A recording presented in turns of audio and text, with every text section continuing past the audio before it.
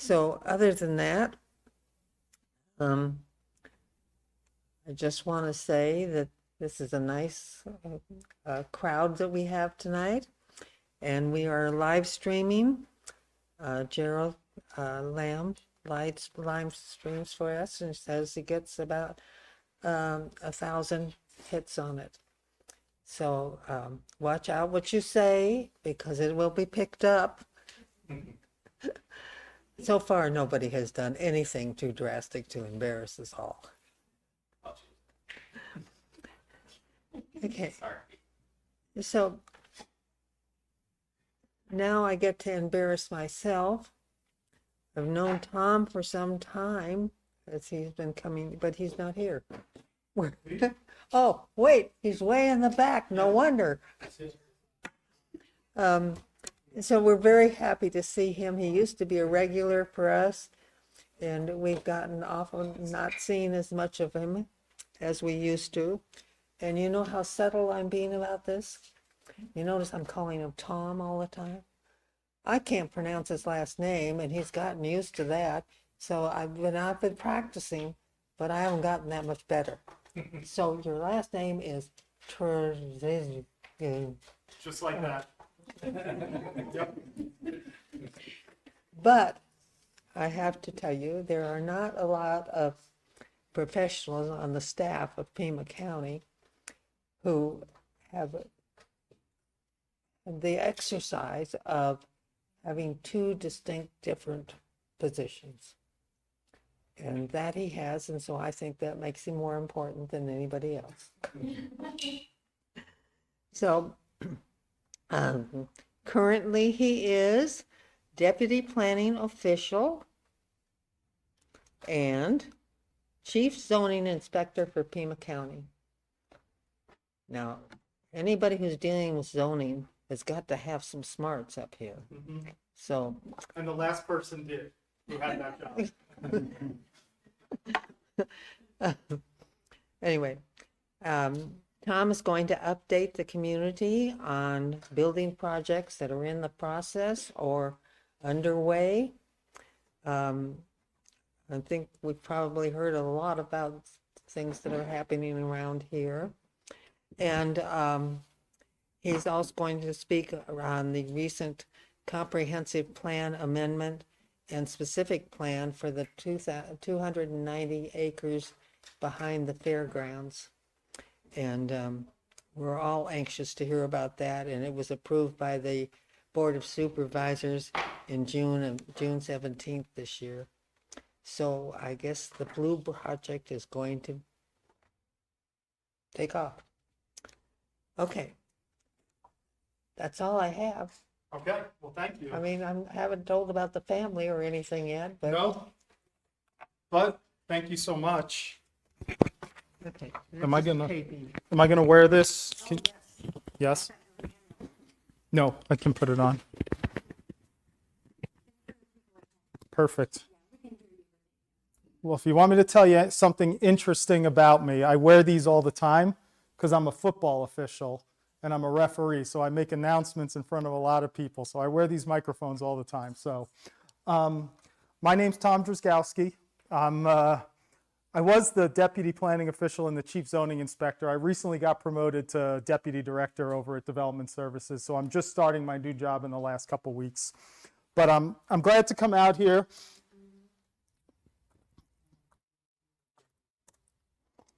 I always love coming out here because you guys always have questions. So if there's ever a question, just ask, interrupt me, no problems, okay?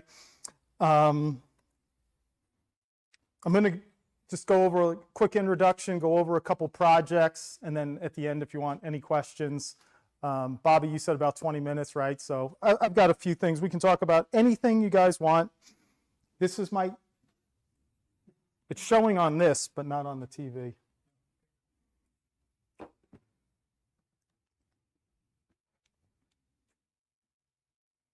I'm sure it's me. Yeah, we choose. Oh, that's interesting.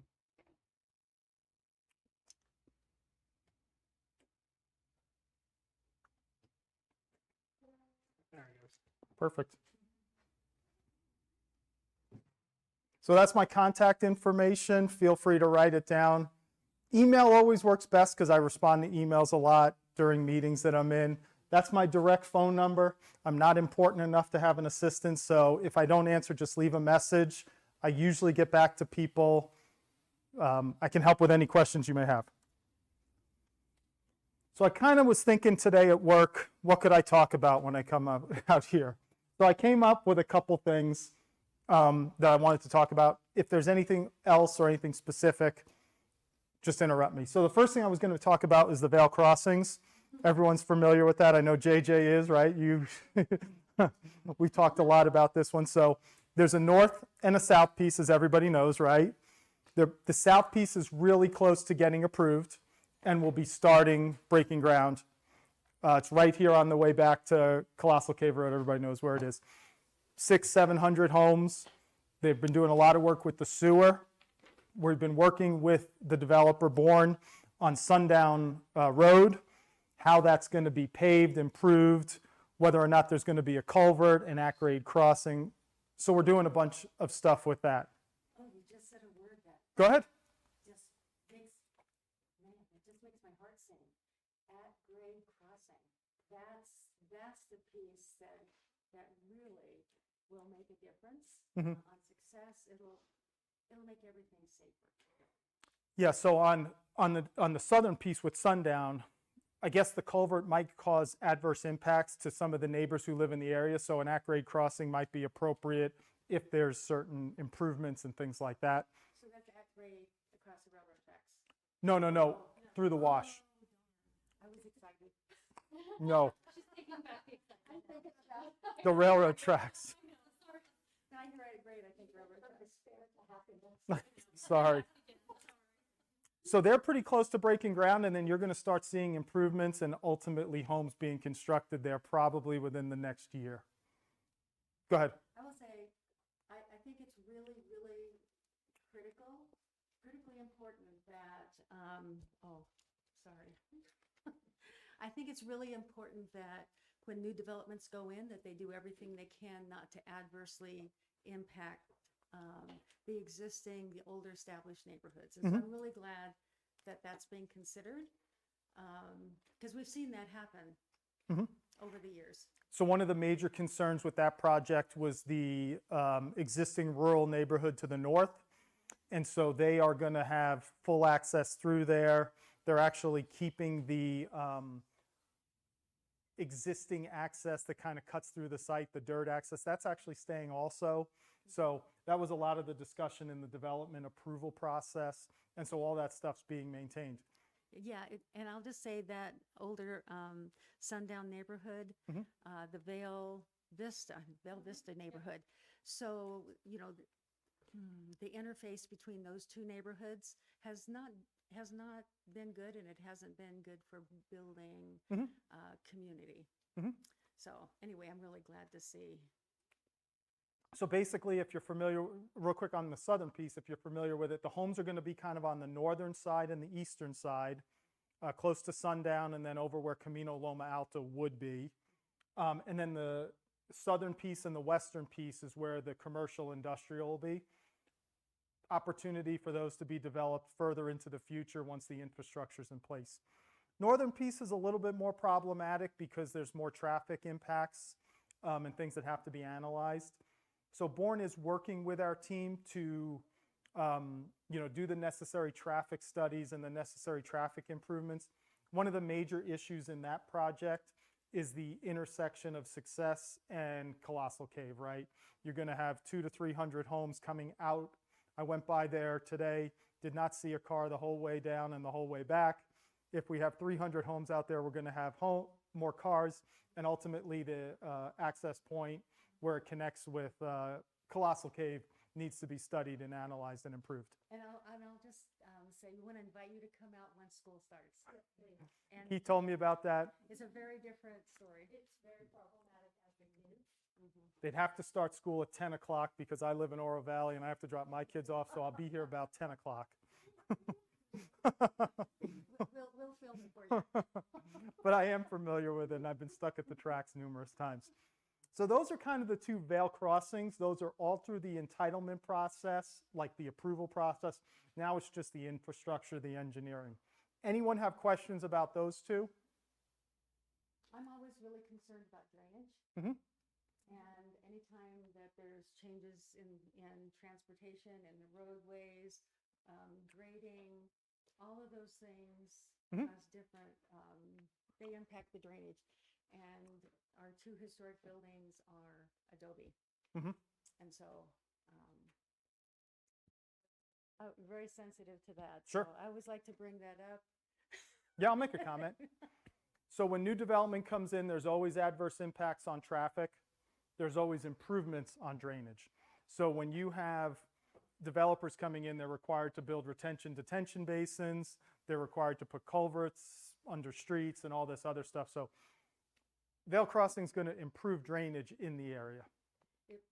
It might improve the drainage, but what happened with the 2016 Colossal Cave Road project is it maybe it overall improved drainage, but instead of going directly west, the drainage comes from the UP right away directly at the east end of the Oldville Post Office and hits it in the center, and that never happened before. Yeah, understand. Well, the home builders are going to put in retention basins. They have to hold water for so many hours. They meter it out. So that's going to prevent just rushing water. Again, it doesn't make it perfect. Go ahead.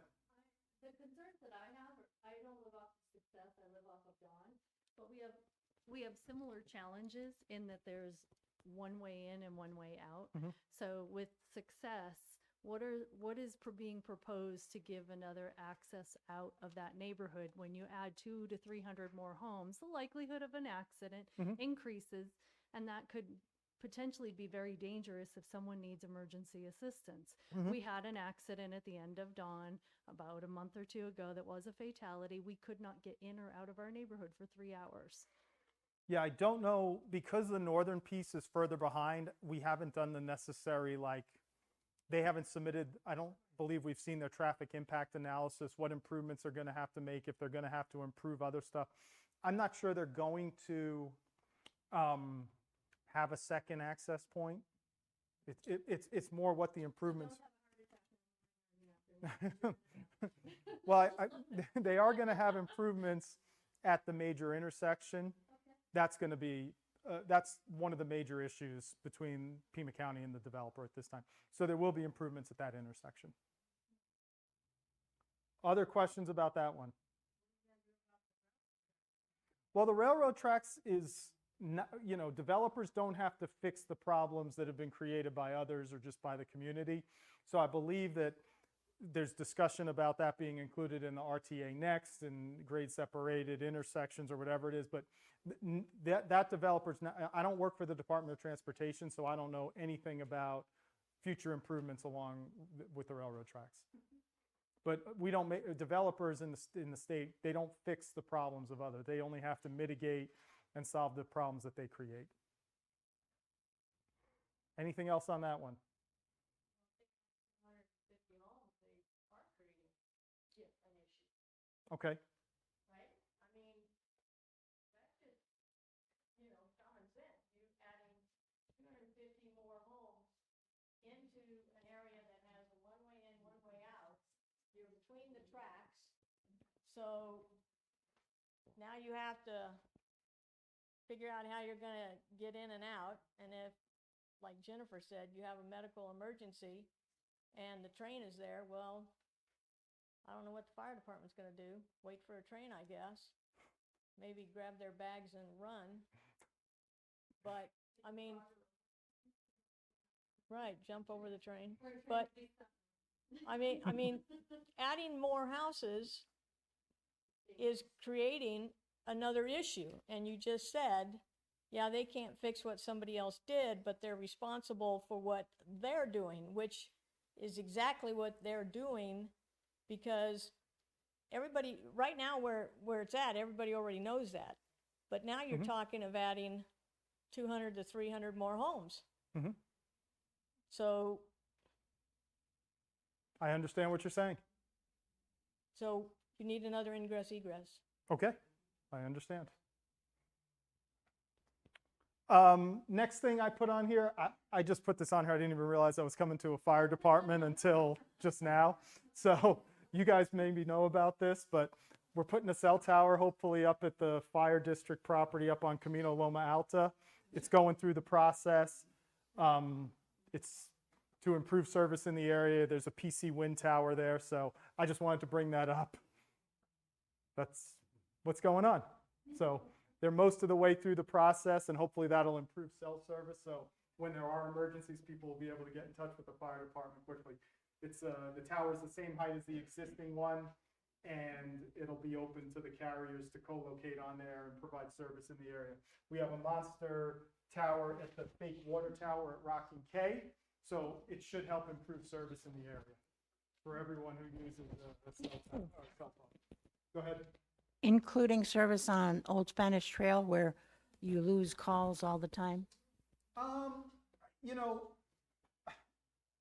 it's going to improve service because it's on Camino Loma Alta. Yeah. It's 125 feet tall or somewhere around there. Sure. And the major carriers can co-locate on there. So Rock and K has a major tower in that fake water tower, if you're familiar with that. This will be another one. So, you know, obviously the carriers are looking to improve service out here because of the amount of homes. This tower is only going to help. I'm not sure it's going to be perfect, but they'll keep adding services where they have gaps in coverage. Any questions about that? I feel like cell towers don't generate the concerns they used to anymore. Maybe people like their service. I don't know. The KB Home Development on Marianne Cleveland Way. I drove by there on the way out. 68 homes, 61 homes they're down to. That whole back area, I was out there today, they're grading where the road and some of the home sites are going to be. That whole back area where the slopes are, that's all going to be left natural, protected. That piece of property is one of the last properties in Rancho del Lago. What's interesting about that property is it was approved for mixed use maximum development. So we could have seen apartment complexes, commercial, high intensity uses in there, and 61 homes is what's going to be built. That's one of the options. So looks like they're starting. The homes are going to be close together. I think we were talking 6 feet apart maybe. Unfortunately, with the cost of materials and everybody wanting to live out here, homes are expensive. So builders are trying to be as efficient as possible. So looks like they're starting and looks like they'll be building homes here pretty quickly in the next 6 months or so. Any questions about that? Yeah. I had just a general one Sure.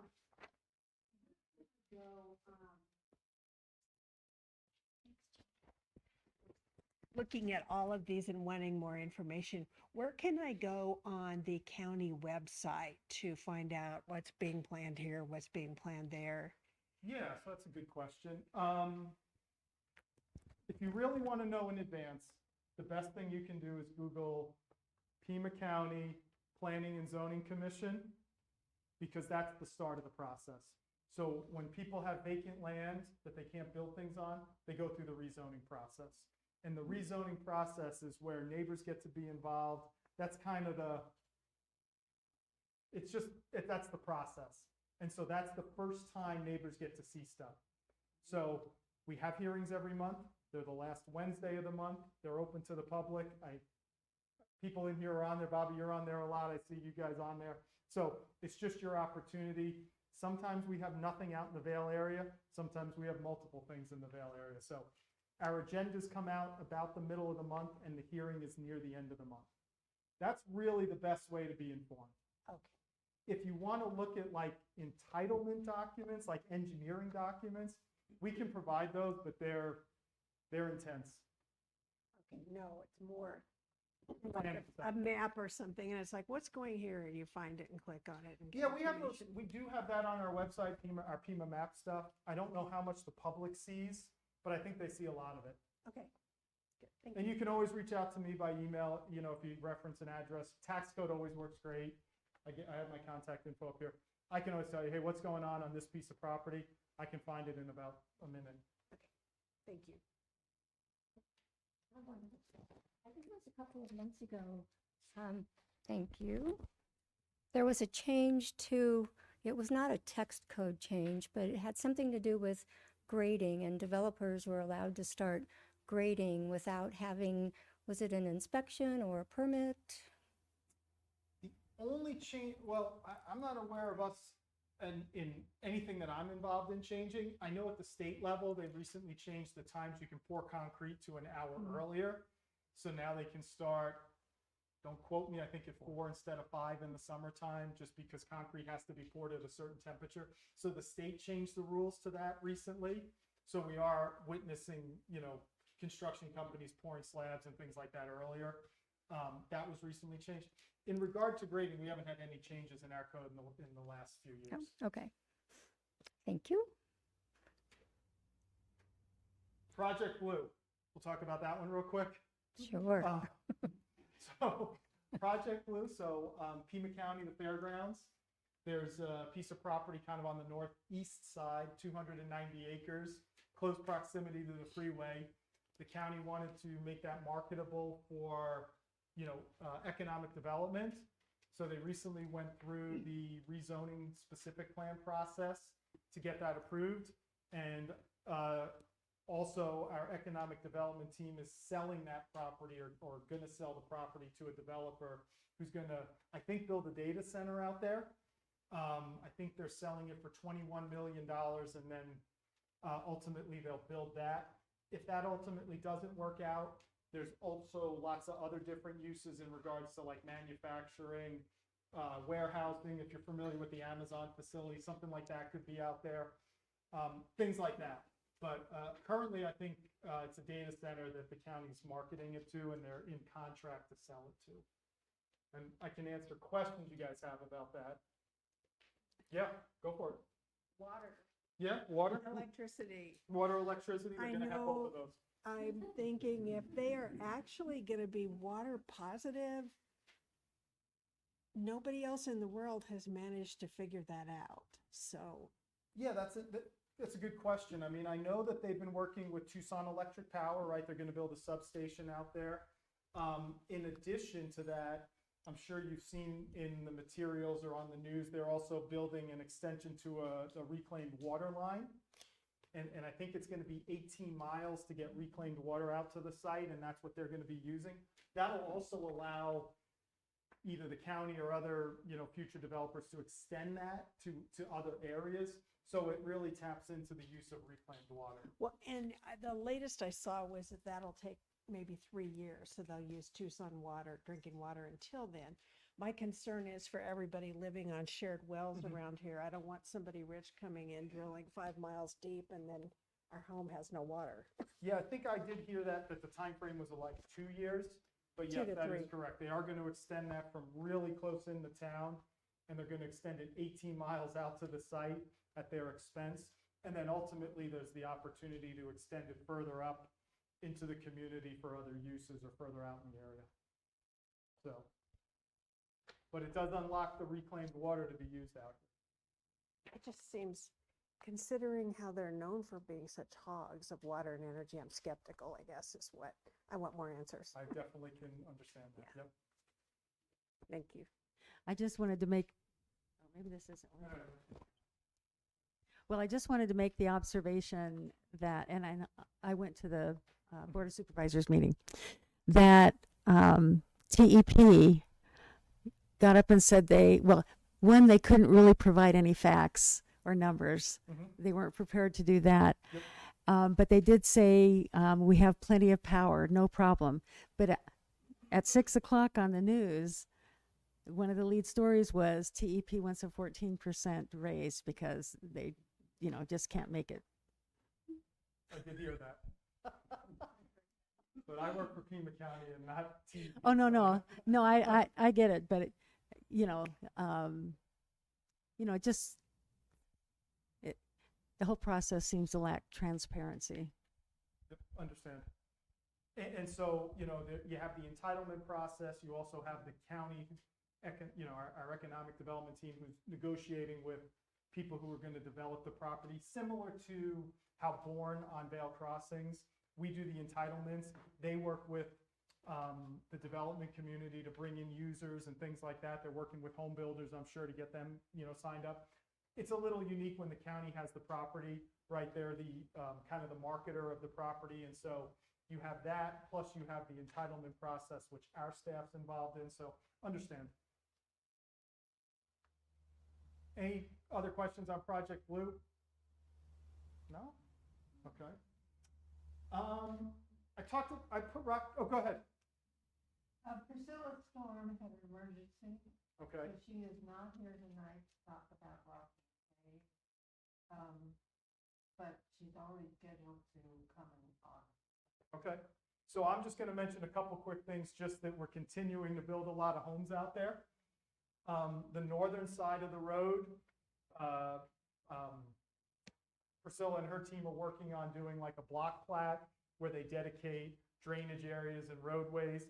That's kind of the starting of the process of building homes out there on the northern side. There's a whole lot more challenges on the northern side as there is that don't exist on the southwest side where all those homes are already built. So we are working through that, working with them. But I don't think anything, Priscilla will talk about timeframes maybe. Not seeing anything that's going to be, you're going to see grading out there in the next 6 months or anything like that though. Because there's a lot of stuff. There's a huge wash there that has to be developed, a bridge that has to go over.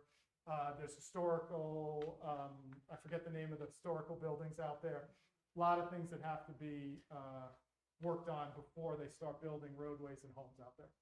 Well, and there's also what I would consider a really important Native American site. Mm-hmm.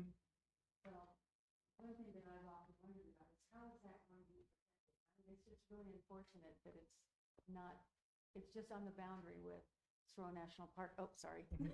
Thank you. Saguaro National Park East.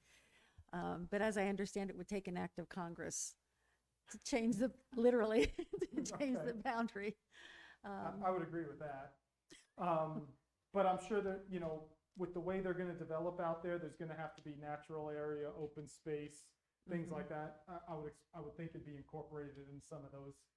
So Yes, the north side is far trickier in regards to the engineering that has to occur, dedications of right away, the washes, the drainage areas, a lot of those things. The south piece was real, I don't want to say easy to develop, but when you talk about developing homes, much easier to develop the southwestern piece as opposed to the northern piece. Just because of getting close to the park, there's hills, there's, more undulation in the property.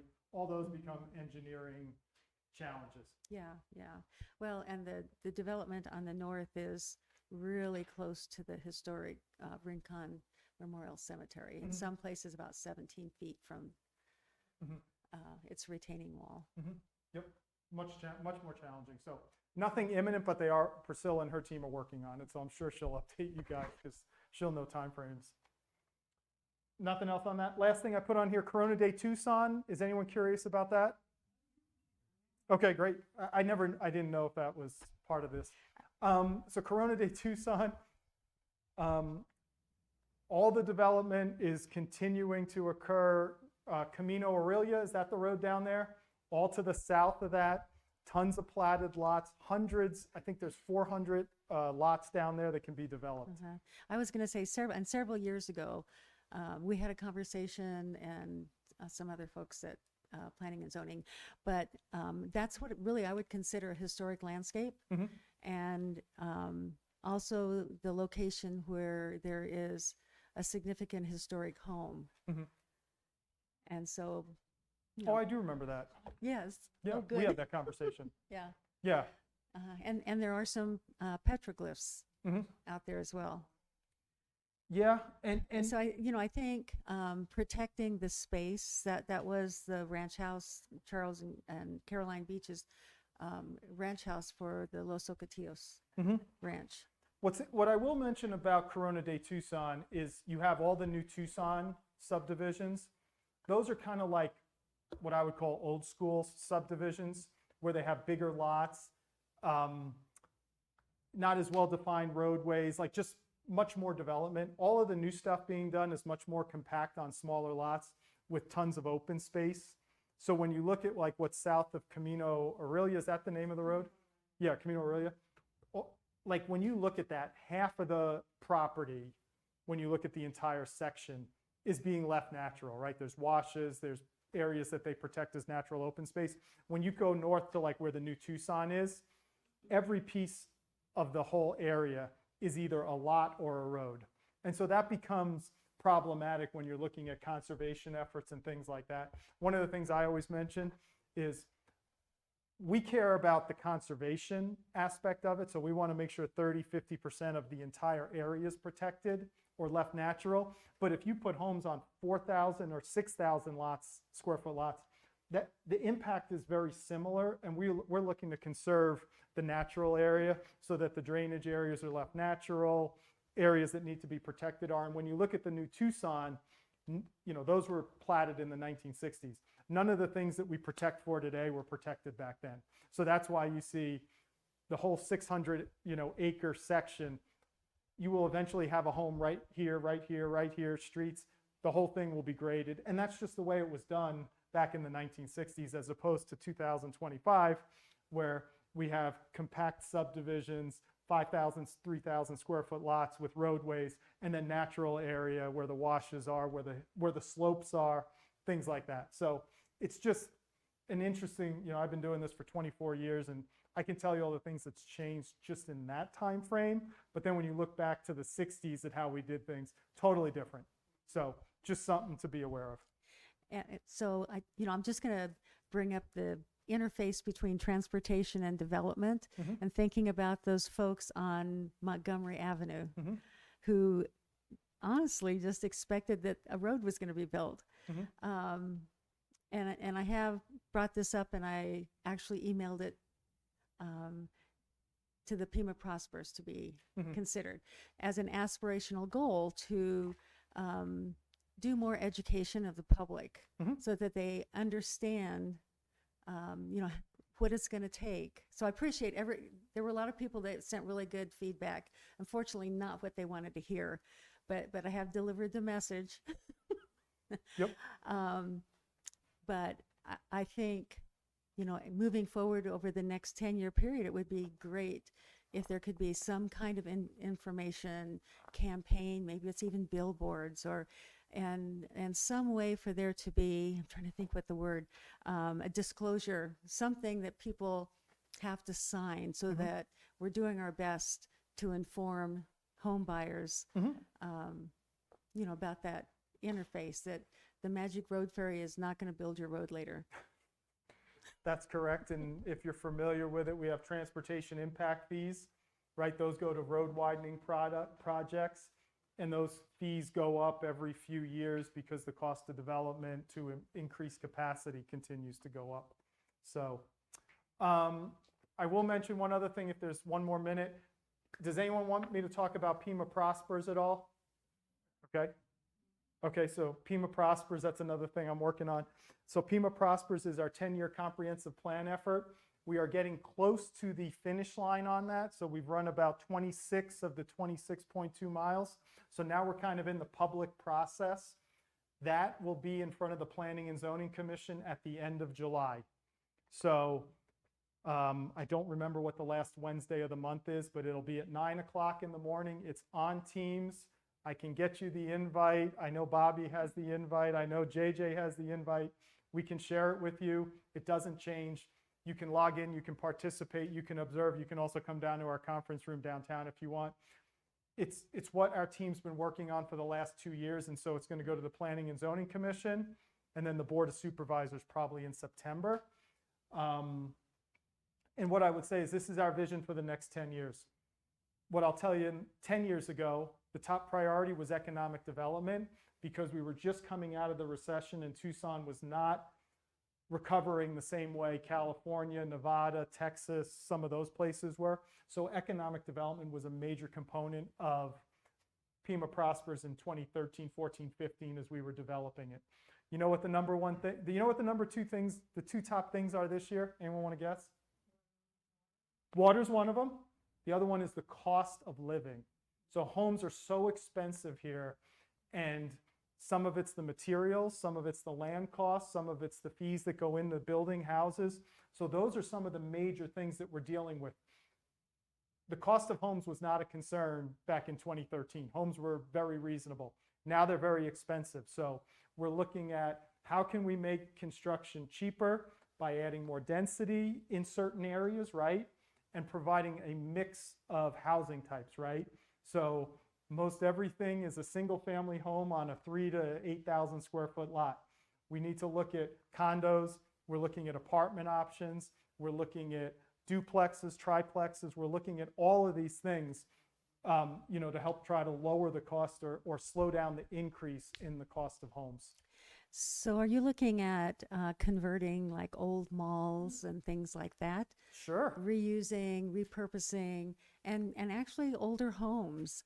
The really thinking about if something does need to be demolished, not wasting those materials, but creating a circular economy. Yeah. Yeah, I'll make a comment on that.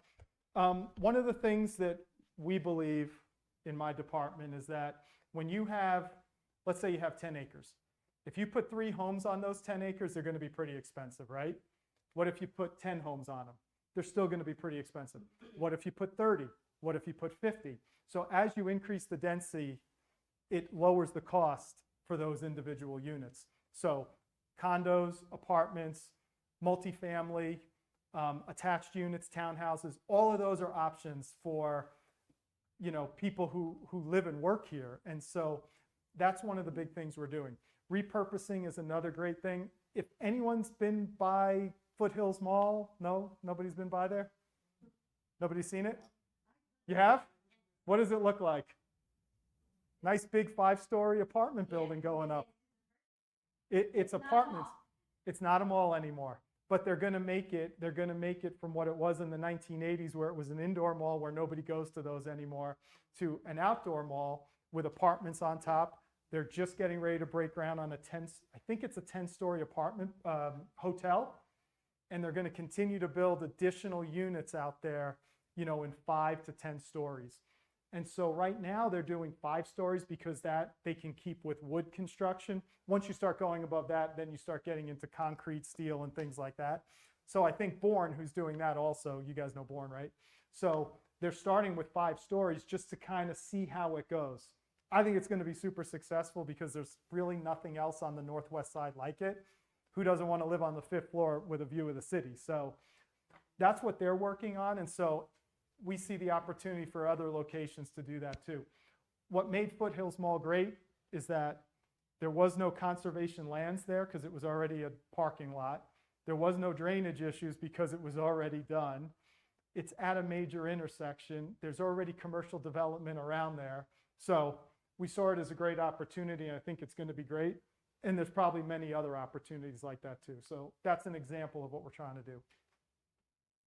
Question from the chat that's similar to that is, what is Pima County doing about ADUs in unincorporated? Oh, Pima great County? question. And, Okay. and are there any HOA or for non-HOA areas, minimum acre requirements, anything like that? So anyone who really follows politics and state laws and all that stuff, the state just approved a law that requires counties to allow accessory dwelling units, which can be rented. We just are starting the process to come up with a text amendment which will allow these on properties in Pima County. And so basically what the state said is you will allow accessory dwelling units, at least 2 per each property in Pima County. I think HOAs have the ability to regulate based on what they can regulate, but the county has to allow ADUs. So we're working on that. That's another option for, reducing the cost of homes. One comment I will make, we do allow guest houses, which is multi-generational living where you can't rent it. Accessory dwelling units can be rented, and they're going to be subjected to all our fees, impact fees, and things like that. Guest houses do not have to pay those fees. They only have to pay the permitting fees. So we are working on that. It'll be done by the end of the year. That's a great question. And in reality, it might not provide affordable housing. It might just provide an opportunity to rent another property or be a B&B or something like that. And I'll say that law change also impacts historic preservation. And so, you know, regulating how those accessory homes are built Mhm. in historic neighborhoods, you know, it's going to be really critical. Yeah, and the state told us we will do this. We're required to do it, so we don't get a lot of say in exactly what the standards are. It's going to have to be adopted the way the state told us it will be. So out here, areas, you know, some of your more rural areas with like GR1 properties and RH properties, those definitely have the opportunity to add accessory dwelling units out there. That's where I would see it most likely out in this area. Yeah. Maybe Tanner can answer it. When you do the impact fees or assess the impact fees, can you speak to the portion of that goes to public safety, like the impact on public safety when those buildings go in and adding the additional people that are there? And I know that you guys only really fund the sheriff's department, but as far as like, you know, the fire departments and everything that are in this area, they're going to be impacted by those high density units that you're putting in there. Mhm. They won't see the taxes from any of the assessments for several years. Is there anything in place for those impact fees to help, you know, support the fire service or public safety in general, I guess? Yeah, so we have multiple different fees. We have our permitting fees, which subsidize our staff at our department. We also have our transportation impact fees, which are for road widening projects. We also have our sewer connection fees and things like that. Unfortunately, because of the way it works, you guys have tax assessments, right? Based Yes. on, that's how you get your political subdivision of the state also, right? So you guys have a fee assessed to properties, right, to provide fire service. So unfortunately, that does take a couple years for it to come onto the books. One of the things I remember, because I was here back in the recession, was it also took a couple years in the downturn before it caught up on the downside too. So yeah, we don't, you guys have your own assessments and collect taxes, you know, for your, you know, services. Gotcha. But what I will say is, with the accessory dwelling units, our expectation is that is a additional unit. So it's not like a guest house. I would, you know, while I have not talked to the assessor, our staff in development services would look at that as a house and another dwelling unit. That's the big difference. And you can actually do an attached unit too. So we would look at that as a third unit too. So I don't know how the assessor will assess stuff. I'm sure. That's a pretty good question, because if they're going to keep adding and adding more stuff on there, that's going to be an impact to the fire service as far as what they're able to provide. And Yeah, so our plan is to treat these just like a house almost. A guest house, which is like a multi-generational unit, Yeah. those have nothing to do with it. It's just like, it's no different than like a garage or a workshop, right? You can only use it for your family. You can't rent it out. So, I mean, it's going to be a learning process, and we'll work with the assessor and all that through the process as we develop the code. What else? Questions? Yeah. I don't know if I'm over, but We'll go back to the Corona Day Tucson. sure. But is there any plans or considerations on connecting that bike path? I'd love to ride, but it's impossible. And like, I don't want to ride on Houghton. I don't think anybody would want to ride their bicycle. Man, cars go 65, 70. It's totally not safe. That I can't answer because that's more of a transportation question. So I'm sorry, I don't know the answer to that. I did the RTA survey and I did the other thing that came out. If you email me, email me, I'll get somebody from DOT to respond. Just give me some specifics on what you're talking about. I'll get it to somebody in our DOT who I work with.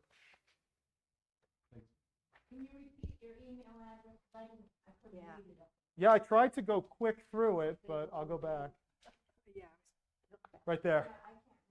It's my full name, THOMAS, dot, my last name, which is right here, DRZAZGOWSKI at Pima.gov. That's always the best way to reach me. Give me a couple days. If I don't respond, let me know again. I haven't filled my old position yet, so I'm kind of doing both jobs right now. So I've been. What else? Questions? No one else? I raised my hand, but I had the same question. Okay. I And didn't get it either. This is my number. You can go ahead and call me on it. Bobby calls me on it, but I don't know how much I answer it all the time. So, but feel free to call me. Anything else? Are we good? Okay. Yeah. Thank you, guys.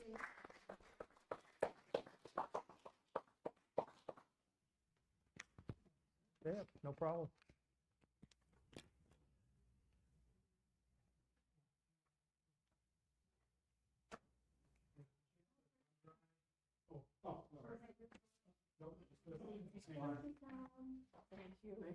Congratulations. Thank you.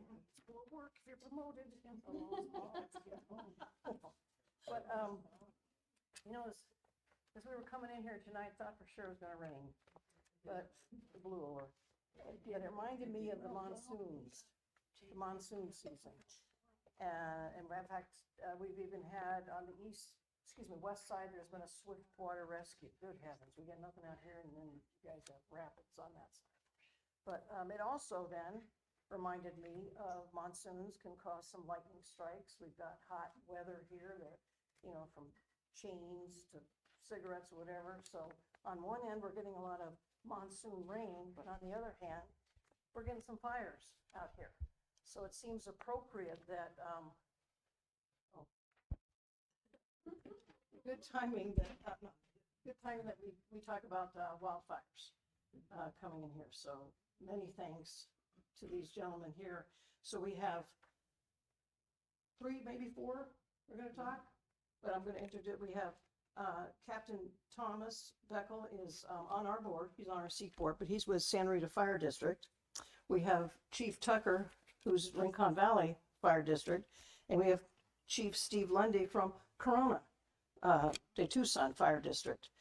And they're going to talk about the wildlife mitigation plan that the county has developed. And they're also going to talk about homes and what you can do to prevent, you know, I was going to say what you can do to prevent forest fires, but we don't get those right here. But the wildfires coming in, you know, where's weeds or buffalo grass or so on. So I will turn it over to you guys. And they did have some handouts. Did everybody get a handout? Did you need any more? Okay. Anybody else? Okay.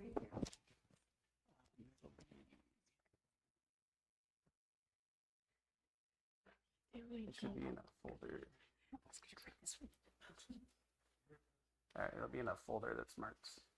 It should be all the way at the end, wildfire. Wildfire prevention. Yeah, and then the PowerPoint. Then we'll have to, at the very end, we'll switch to the other file that's there. Okay.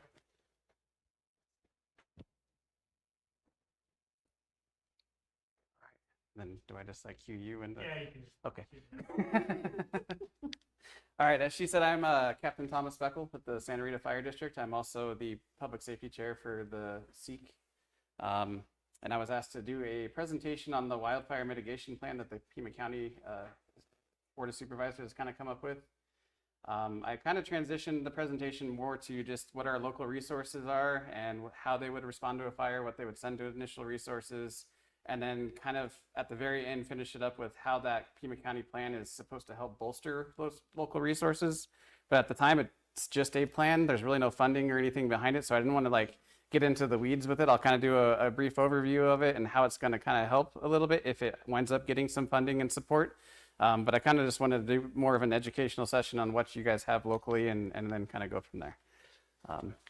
So yeah, our agenda is introductions. I did mine. We have Chief Steve Lunde from Corona Tucson Fire, Chief Jim Tucker, and I'm not gonna be able to say your last name, Captain Asa Pillette from Rincon also. And so we'll start with Rincon Valley. They'll just do an overview of their service area, the units that they kind of have available, what they would send to a wildfire that occurs in the area, and then kind of mutual aid partners that they would work with. And then we'll kind of jump into Corona de Tucson, do the same. And then we'll kind of talk about once they get overwhelmed or it's going to be an extended incident, it kind of gets turned over to the state at some point and like what those markers look like and how that happens. And then I'll do a quick overview of what the state resources are. It's just a website and you guys, I'll show you guys what that is and it'll show all the different resources that are available if the wildfire does occur. And then we'll kind of transition into the the mitigation plan and how that hopefully will help one day if it actually happens. All right. Yeah, there's a mic right up there, or if you want. Welcome to our fire station. I'm Jim Tucker, I'm the fire chief of Rincon Valley. I've been here since 2005 and became the fire chief in 2022. So we have 2 fire stations at Rincon Valley. We staff those with anywhere between 14 and 17 firefighters per day, 24/7. There's a typo in your handout, but 15 after our old staffing number, but we're 17 and 14 now. So we have 2 fire stations and 1 in the works that's going to be on the corner of the Rancho Del Lago and Colossal Cave Road. That'll be our 3rd fire station for the area. Each fire station has a frontline engine. This fire station also has 2 frontline ambulances and a battalion chief truck. It also houses our reserve ambulance and our reserve engine. The other station on Camino Loma Alta has the frontline engine, 1 frontline ambulance. In the next couple weeks, we'll be staffing a frontline rescue truck, which is just basically like a little pickup truck that's going to run miscellaneous type calls to kind of keep miles off of our frontline engine. It also houses our UTV for like wilderness type hiker rescue things. We have our type 3 brush engine that's at that station, a 3,000 gallon water tender, and a heavy rescue. In addition, we received a grant for a type 6 brush engine a couple months ago. So we placed an order for that, but we don't expect to receive that unit until April of 2026. As far as what we would send, really kind of depends on where it actually is. So if it's actually inside the fire district, it gets a more robust response than it would if it was outside of our fire district. But we will send at least an engine. Typically a battalion chief will run on that. And then we often send an ambulance on those as well. So our frontline engines carry, one of them carries a 700, and actually they both now carry 750. Our reserve engine carried 1,000. So they carry 750 gallons of water. Our type 3 brush engine has 400 gallons. And so we would deploy those resources and hopefully be able to take care of it before it gets too big. We have mutual aid with Coronado Tucson, Rural Metro. We actually have, there's a statewide mutual aid compact where we can request mutual aid from basically any agency in the state. We've requested mutual aid from Tucson Fire before for a fairly large brush fire we had just down the road here a couple of miles, and they responded, and also to another fire that we had out by X9. So we can also call Tucson Fire and get some of their resources as well. Did I go over? I think that's Supposed to? Yeah, I think that's a pretty good. Okay. Next to me. So there's a ton of information in the handout that I gave you for Rincon Valley. My contact information is on the back page. Feel free to call me, email me, and I can answer any questions you might think of later.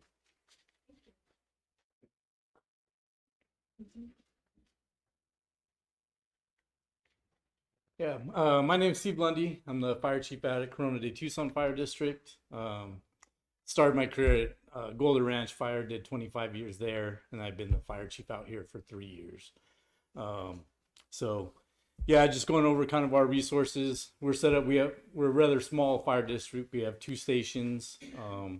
Out of the one, we run a 4-man engine company. We also have a type 3, a type 6, and a reserve engine out of that station. And then the other station, we run a 2-man rescue.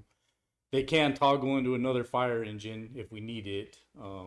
And then we have a tender and a type 6 brush truck out of that station as well. So there's usually 6 people on duty a day. And again, we have the auto and mutual aid agreements, with us being a little bit further To the west there, we have an automatic gate agreement with Santa Rita Fire Districts. We run a lot of calls with them, as well as Rincon. So pretty robust for as small as we are. We have, we all work together really well. So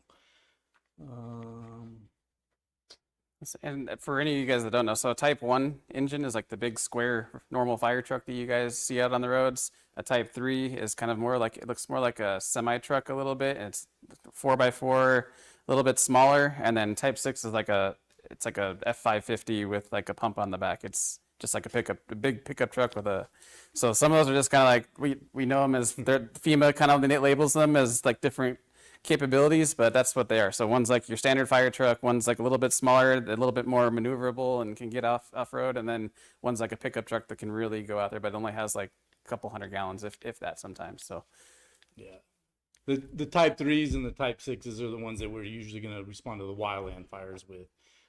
Usually four-wheel drive can get into the washes, get out where we need to go with those. Where your Type 1s are, what we're responding to most of the medical calls and, the house fires, structure fires. All right. I'm not really like a brush guy, so I'm going to probably ask Asa here. So if you guys were to get a fire, maybe just outside your area, what would trigger you to call the state, and how would you kind of get those resources rolling? And then yeah, and maybe the next slide, I think you had just a couple talking points on. It's okay. Just the list of all. Yeah, we can get into that. Okay, here we go. So, my name's Asa Paulette. I'm a captain for the Rincon Valley Fire District. Been doing this about 22 years now. The last 20 years with Rincon Valley. One of the hats that I wear is as our wildfire team manager or wildfire coordinator. So part of my job is to interface with my counterparts at other fire departments around the county, to do preseason planning and other mitigation and training work, and then actual wildfire response. As part of that, I also am the liaison for Rincon Valley to Arizona Department of Forestry and Fire Management. So you heard the chiefs talk a little bit about the differences between a response within a fire district or a response outside of a fire district. So anything that's within a fire district is the fire district's responsibility. Anything outside of the fire district is the responsibility of Arizona Department of Forestry and Fire Management. So they're kind of like the Forest Service of the state of Arizona. So we'll talk about resources for them in a second, but they're a statewide agency covering millions of acres, and it's hard to do on a fairly limited budget. So they rely on local fire departments to be the backbone of their response. So oftentimes what happens is you'll get a 911 call, wildland fire on, let's say, I-10. So the dispatcher has to determine, is that inside of a fire district or outside of a fire district? If it's inside the fire district, they'll start a fire district response. If it's outside, they'll contact Arizona Forestry and say, do you want us to respond with a fire district resource, or are you going to handle it? So typically the closest resource goes. If Rincon Valley, for example, responds outside of the fire district, let's say down I-10 towards Mars Station Road, everyone kind of knows where that's at. The first thing that we would do is notify Arizona Forestry that we're coming outside of our district for a fire in their jurisdiction. The first engine company, the officer on that company is going to provide what we call a size up or a report back to dispatch about the conditions on the fire and is it something that they can handle. If it's not, then Arizona Forestry will start adding resources to that from around the state. They'll typically go with the closest, most appropriate, but we could be getting resources from as far away as, Flagstaff. If it's within a fire district, we maintain what's called a cooperative agreement with with Arizona Forestry. So if a fire within, let's say, Rincon Valley's jurisdiction exceeds our capabilities, we would first, as Chief said, call our mutual aid partners. And if those resources get exhausted, we would ask Arizona Forestry for additional assistance. Through that cooperative agreement, we have access to all of the resources at Arizona State Forestry, which includes additional engines, 20-person hand crews, aircraft, and fire management officers. By extension, that also gets us access as needed to federal resources. So we may see a response, let's say, in the foothills of the Rincons that includes local fire districts, Arizona Forestry, U.S. Forest Service, National Park Service. So these agreements allow us to have this access to all of these national resources. So what triggers those kind of responses? Well, if local resources get overwhelmed, then we will add additional resources and escalate it from local to state to federal as needed. That's a very muddled, compact way of explaining what's kind of a complicated system.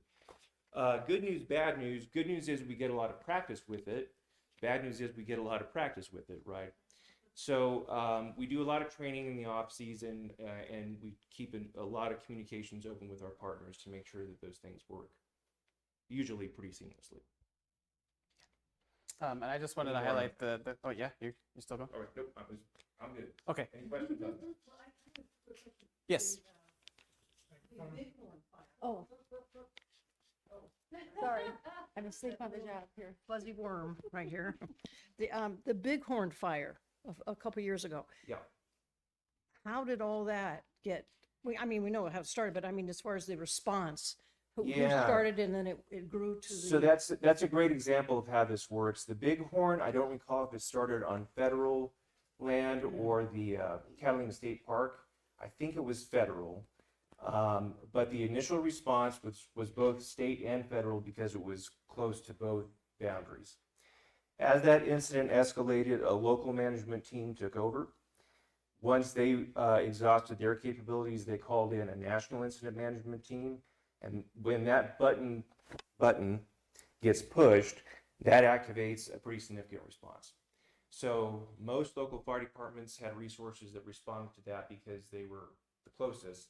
But then we started getting national resources from, out of state and out of region. Yeah. So it started as either federal or state. They both responded because of where it was at, and then again escalated up to there. And because we were close, a lot of the local fire departments went to that. If that makes sense. Yeah. And do you all ever go out of state? Like All the California time, needs yeah. help, and so you take So- a truck with you and Yep. whatever they. Okay. So part of the agreement that I mentioned is a reciprocal agreement. So in addition to drawing resources into our district as needed, we provide those resources out of district as needed, and we will go to anywhere in the country essentially that we're asked to go. I have one more. Shoot, you I got it. remember, I can't remember the state where they lost. They had volunteer prisoners on their wildland. Yeah. Do you do any of that with your federal and state prisons out here? Yeah, so Arizona Forestry maintains, and maybe you'll know, somewhere between 12 and 14 Department of Correction crews. Mhm. So those crews get the same training that every other firefighter gets. They're typically led by an Arizona Department of Forestry employee, and then they respond along with some Department of Correction prison guards who are also trained to be firefighters. So in Arizona, they make pretty heavy use of those crews, not just for fire response, but for mitigation. In the summertime, what they've started to do is pre-position some of those crews outside of the prisons when we have peak fire season so that they can respond more quickly. So in the past, they would leave the crew in the yard, and then so the crew boss from Arizona Forestry would have to respond to the prison to start getting the crew mustered up. The prison guards, if they weren't on duty, would have to respond, and then it takes time to get everybody outside of the yard. Now they'll put those resources available and outside of the yard, so their response time has been much quicker. All right, I'm gonna turn it back over. Perfect. And I kind of put this up here, county resources, none. It's just kind of one of those gee whiz things. In the state of Arizona, counties aren't required to provide any fire services. They have to provide law enforcement and like disaster mitigation, but not necessarily fire response. And that's why the state of Arizona has cities that have fire departments and then a bunch of fire districts that have to be established by communities to kind of handle that. And it's one of the weird things, right? So if there was like a train derailment or whatever, we can go start local, go to the county, and then build our way up to the state and federal levels because the county has an emergency management team and can build out that way. Fire-wise, the county doesn't really have any resources, and I kind of was asking them earlier, they don't really dedicate any funding to us necessarily. They don't have a funding mechanism to get us funding. It's not their realm, and so that's just one of those interesting things with the state of Arizona. California is very different.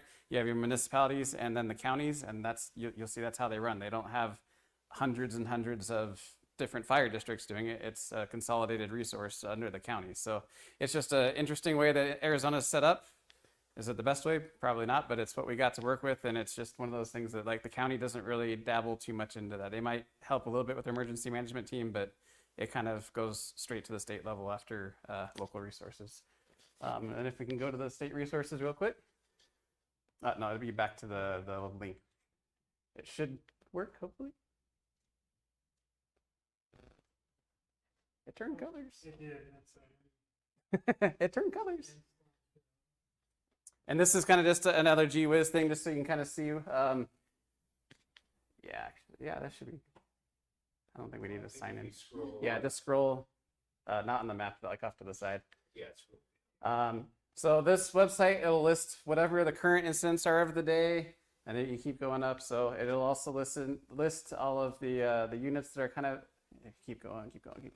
So here's the daily resource summary. So it's resources that are currently dedicated out in the state of Arizona. The incident management teams, it doesn't like there's one, there's the aircrafts, the crews, the engines. And then if you keep going up, it also shows who's committed, who's available, and it lists like all the different aircrafts, the crews, the engines. And so that's what they would be pulling from after the initial local response kind of gets depleted or whatever, and they need to escalate it up. These are what's available. There's 339 engines apparently somewhere that are available to respond if necessary, and all 2 VLATs, which are those really big airplanes that you see on the news all the time.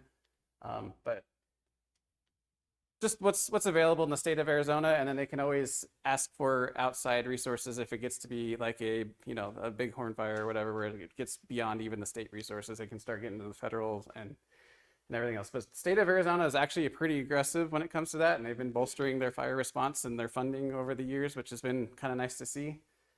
But it's still got a ways to go. Actually, I think the last one is, and so how does that all tie into the management plan that I've been asked to present on? It really doesn't, but it'd be that, yeah, it'd be that other document in the folder there. So the Pima County Board of Supervisors, they've been made aware that wildfires are an issue, and like he was saying, it's put on the backs of the local fire districts to be the initial response. And that is a lot for a lot of the fire districts to do, because some of us are very small. In fact, all of us in the southeast area are very small departments, and a wildfire does deplete our resources pretty quickly. And so if we, this is just their, I don't have an Adobe thing. So this was created by the Board of Supervisors because it's become kind of the hot topic thing, especially after California burned and lost that whole city. Like, what are we going to do in Arizona? And it became this hot topic item. So with the Board of Supervisors and a lot of the local chiefs, they kind of sat together and was like, what could we do to bolster our response here in the local area around Pima County? And they came together with, it's really just a combination of training, education, and then there is some like mitigation stuff as far as like trying to clear out some like the buffalo grass and a lot of the high density areas as far as fuels and everything else. And there's a whole lot of stuff on there. But the reason I didn't really want to make the whole presentation about it is because there's really no funding behind it yet. It's a good idea. There's a lot of good ideas on there and a lot of good, cooperation with all the agencies and talking about stuff, and it's getting things in the right direction. But without funding, it's kind of, that's all it is a good idea.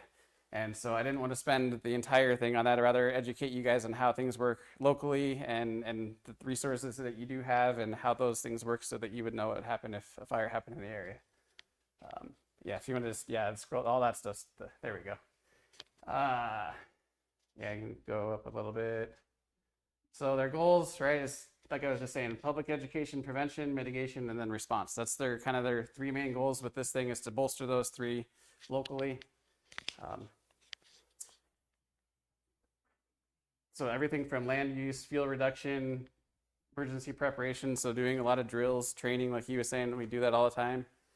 Infrastructure, making sure that we have things that we can actually go access a lot of the stuff. Enforcing things so when people aren't following the fireworks laws and a bunch of other stuff, like let's prevent it on the front end so that we don't have to do a major wildfire or respond to a major wildfire. So the public education, they wanted to set up basically like every quarter, it would be a core set of things that they would educate the public on.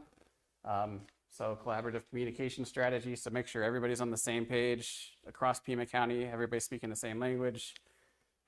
Make sure that so My Alert, I don't know, there's a lot, they're trying to find a lot of ways to get those messages out to the public, but systems cost money, the education costs money, getting people to do these sessions costs money, so if you want to keep going up.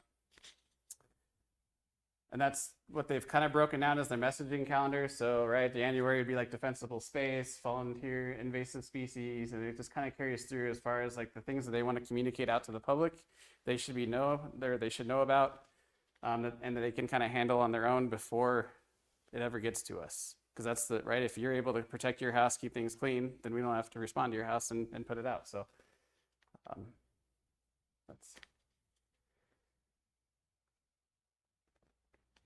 Mitigation, so coordinate the mapping of the high priority areas. So there's a lot of the high forest areas.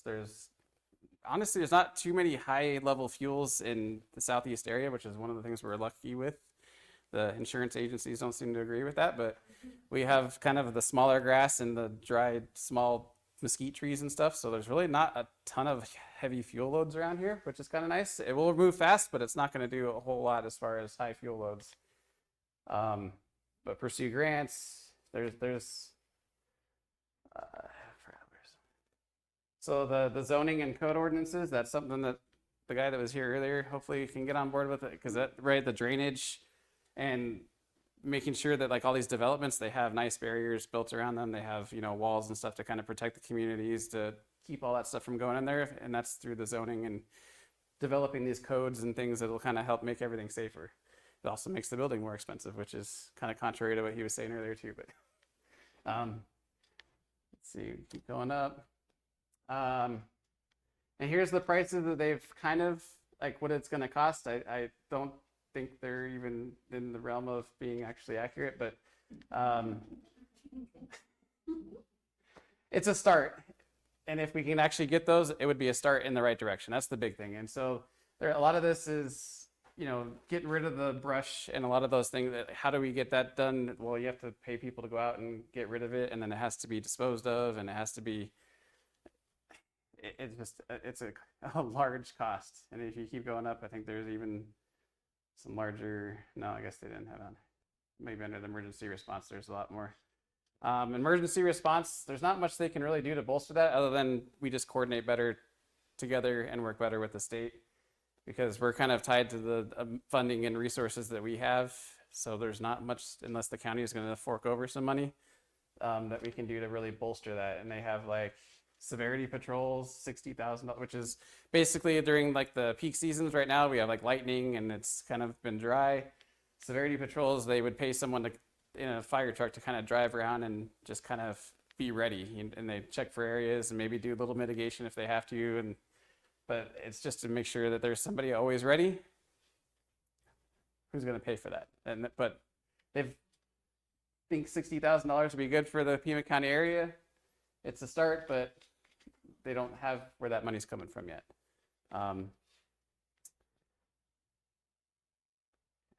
Implementation really is just going to come down to if they can get the funding for it. And that was kind of, I kind of put in a opinion to it when the Board of Supervisors talked about this at their last meeting. And I basically said what I'm saying here. It's a great idea on paper, but I also don't want it to be like more mandates for the fire districts to take on without them getting the resources. And I know that the county can't officially mandate anything, but if they're going to put this out there that we're supposed to be doing all this stuff and then we're not, it's kind of a mandate, because then the communities are going to be expecting that we're doing it. And if we're not able to do it without the funding or any additional resources, it kind of puts us in a bad spot. And so that was kind of my main point when we were talking about this, and when I sent my opinion to the Board of Supervisors. Is it's an awesome start. Let's get the funding and actually just make it about getting the resources and bolster the local resources rather than putting more requirements on them and trying to do it that way, which is not fair. They are already kind of scrapping to get by as far as things, and I being in the fire service as long as I've been, and there's a lot of funding issues with fire districts in general across the state. It's already difficult to just meet the bottom line, and then to like continue to be able to serve and protect and everything else, and then to keep adding things on. We'd love to, but we got to make sure that we're funding them. And I'm trying to get that through the county, and I'm going to see if I can find ways to get impact fees to us and some other things. And it's just like a little start. I'm going to start chipping away at it and seeing like legislatively. I know we're also trying to, the county has been working with us, but like I said, it's not something they're mandated to do. And so that's right. Getting legislators to do something that they don't have to do is tough sometimes.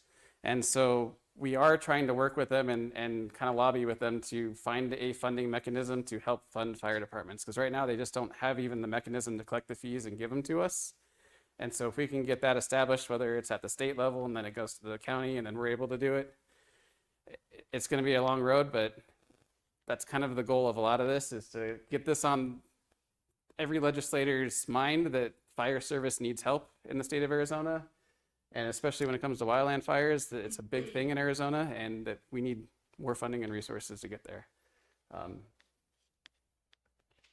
Yeah, see, budget, resource, preliminary budgets have been strategically outlined to prioritize, but it just says, well, actually pursue funding sources. So they don't actually have them yet, unless the county decides to write a check for it, which they're under, last I saw they were not. By statute, the county can't.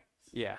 Right now, so that would have to change. Exactly. And so that's, yeah, they by statute, they don't even have a mechanism to fund us.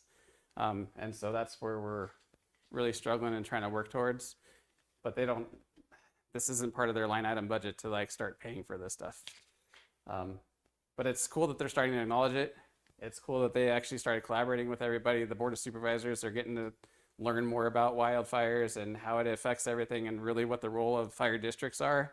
And even at the state level, I know we've been advocating up there too big time, is like fire districts are the backbone when it comes to, like he said, of wildfire mitigation. We're the first on scene everywhere in the state because we're the closest. And then how do we keep supporting those fire districts? Because it's a lot of work. So any questions on that? Yes. So is there? Oh, hold on. She's got the mic back there. I was gonna say, I split my time between here and Boulder County, Colorado, where Okay. I'm if there is a way for this to go to every home, every business, because so much of it can depend on what you do before there's ever a fire. Anywhere, Correct. before there are fire crews there. Yeah, like that talks about the FireWise program and building your defensible spaces around your homes and making sure, within 20 feet, there's nothing that, Right. So if you're gonna buy one of the houses where they're all 6 feet apart, nothing combustible between any of the houses, but everybody should know that when they go in there. you would hope. Man. And so right now, is there anybody who does wildfire mitigation, like advising, like even private firms that are endorsed, that come around and can tell you what to do, give you suggestions for your home, your I'll business? say I'm a hazmat and a ladder truck guy, so I'm going to pass it off to the Yeah. wildland guy. So I can speak to that a little bit. So a couple of resources. Most, if not every, local fire department is going to have some wildfire mitigation resources on their website. We certainly do. It looks very similar to the action guides that we've handed out. So the folks who are virtual tonight, Rincon Valley, FDAZ.gov.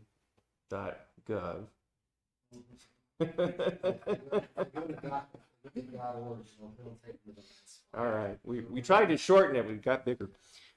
So there's some wildfire mitigation information on our website.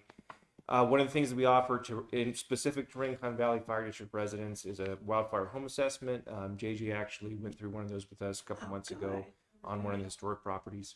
So you can also request those through our website, and we're happy to come out. We would have a wildfire expert review your property. It takes about 30 minutes to an hour, and just give you suggestions on some mitigation techniques and how to be a little more fire safe. To the bigger part of your question, so Arizona Forestry is really ramping up their prevention program, and again, they're sort of the Forest Service for the state of Arizona. So they're offering a lot more mitigation services. Several years ago, the legislature passed the Healthy Forest Initiative, which I think was funded somewhere in the $22 to $24 million range. And that created some additional funding mechanisms for crews to come out and do mitigation projects.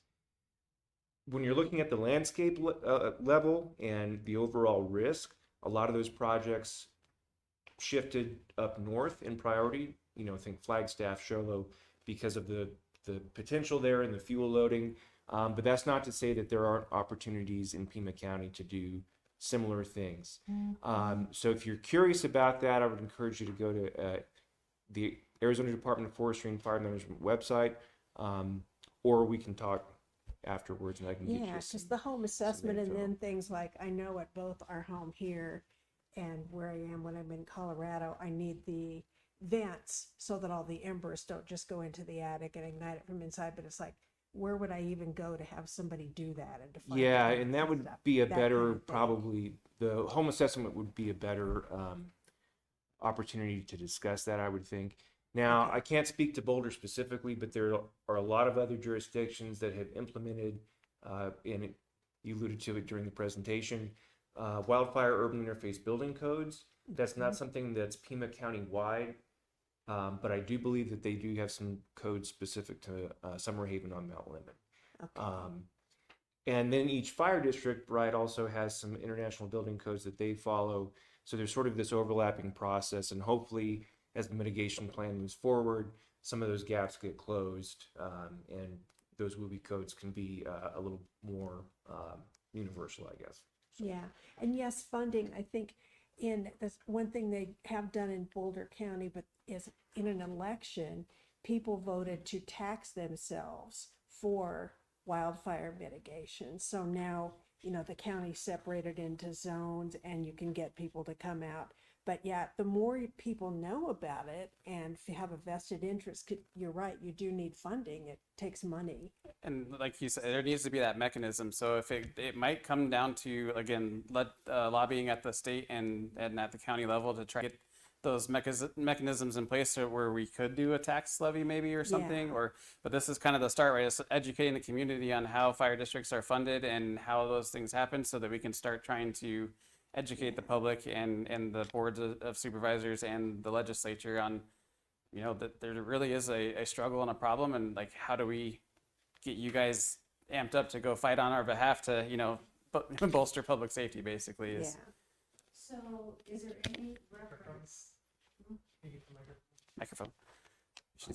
Yeah, there you go. You can take that one. Is there any reference that's been suggested to be inserted into Pima Prospers in an aspirational way so that within the next 10 years it's possible to actually implement a policy? That's a good question. And it's just not quite too late. So in order in order for there to be a policy change, it's going to be much easier if there is some aspirational goal inserted into Pima Prospers. So I think you got 2 weeks. Hey, we're firefighters. We're really good at doing things last minute, so. It could just be something. I will see if that has even been considered as far as like taking the mitigation plan and seeing if there can be some overlay or crossover There's or. already been some thought put into this. Okay, yeah, there's been a lot. Like I said, it's a fantastic plan, and I would love to see it move forward and keep improving year over year. It needs to be implemented. There needs to be some reference in Pima Prospers. I will see what I can do about that. Like yesterday. Yeah, say like 2 to 5 sentences even. Yeah, no, yeah, that's a very good idea. I appreciate that. Thank you. It's in. Any other questions as far as wildfire response or? I had a quick question. How did July 4th go? Fireworks. Any issues? Any? Yeah, I was gonna Okay, say, good. knock on wood, I think Okay. it went pretty, my district didn't really have anything, and I wasn't really aware of any, I live in the Vale area too, and I wasn't really aware of anything going down, so, Okay.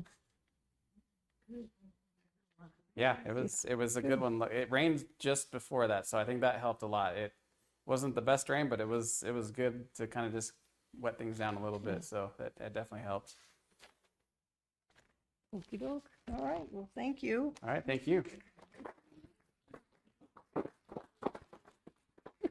Are you gonna talk?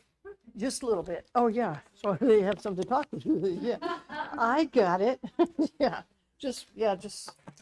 Oh, look, there are two little fuzzies up here now. Oh. Yeah.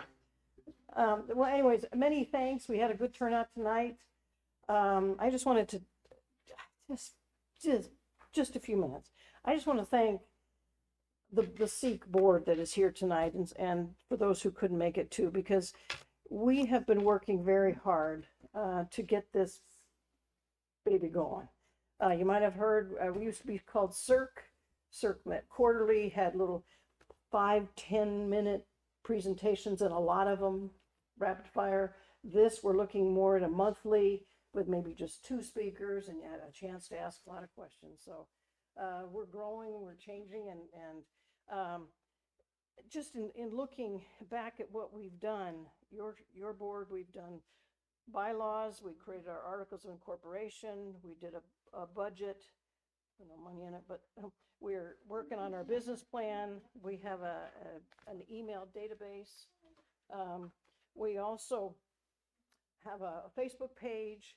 We're looking at a website. You can talk to this guy about that. Yeah, he's looking at me right now. But we also have committees. We have a library committee. Linda is here. We have a development committee. Jennifer has that one. JJ has our transportation. Denny has environmental. Communications is kind of me. Outreach, we have Miss April over here. Program planning is the great Bobby. We have parks, public safety is this guy right here. So we're working hard, but if you want to join us, come on down. Maybe I've got your name here, so I will kind of give you a buzz. But we're looking for help because we come from different parts, all of us, north of the freeway, south of the freeway, but we all love this place. That's why we're doing this. We love Vale, we love the area. We are representatives from District 4, Steve Christie, who we're supposed to be from Mescal to Corona to Rita to Savannah. We're doing it all. But we can't do it without you. But we're doing it because we love this place. So if you want to join us, that'd be great. Our next meeting, is August 12th. Don't quite know where it's going to be, but we're looking at more of that'll be about a week before there's the big decision on the Project Blue, the big old data center. So that's be a lot more talk about that, how that's going to affect us. And hopefully we'll have Priscilla Storm back. Priscilla is Miss Rocking K. She is Diamond Ventures, so she can answer all the questions, all about the developments, the traffic signals, the roads, everything. So hopefully she can visit us next month. So if there are no more questions, have a safe drive. It looked like we dodged the rain. So thank you so much. And many, many thanks to you for letting us have this room. Yes. Yeah. I'm sorry, Miss Bobby. We need to thank Gerald. Oh, yeah, this guy is great. Thank you, sir. Thank you. Yeah. And that's his mom. JJ's his mom. So thank his mom. Thank you for him. Okay? Thank you, Mom. Thank you. Yes. All right. Thank you. I need to get your Sure. I don't actually have a card on it. First at ASA.